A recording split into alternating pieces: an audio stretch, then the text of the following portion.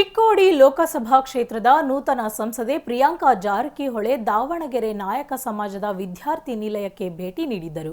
ಸಂಸದರಾಗಿ ಇದೇ ಮೊದಲ ಬಾರಿಗೆ ದಾವಣಗೆರೆಗೆ ಆಗಮಿಸಿದ್ದ ಅವರಿಗೆ ಸಮಾಜದ ಮುಖಂಡರು ಅದ್ಧೂರಿಯಾಗಿ ಸ್ವಾಗತ ಕೋರಿ ಸನ್ಮಾನಿಸಿದರು. ಕೆಲ ಕಾಲ ಸಮಾಜದ ಮುಖಂಡರ ಜೊತೆ ವಿವಿಧ ವಿಚಾರಗಳ ಚರ್ಚೆ ನಡೆಸಿದ ಸಂಸದೆ ಪ್ರಿಯಾಂಕಾ ಅಭಿನಂದಿಸಿದ ಸಮಾಜದ ಎಲ್ಲರಿಗೂ ಧನ್ಯವಾದ ತಿಳಿಸಿದರು.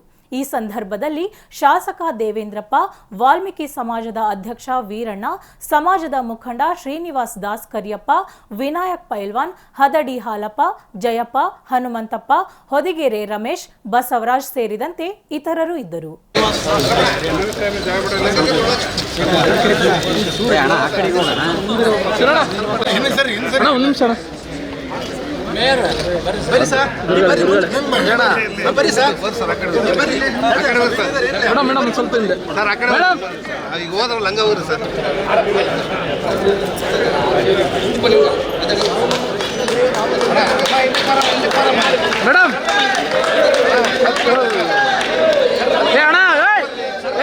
ಸರ್ ಇನ್ನೊಂಚೂರು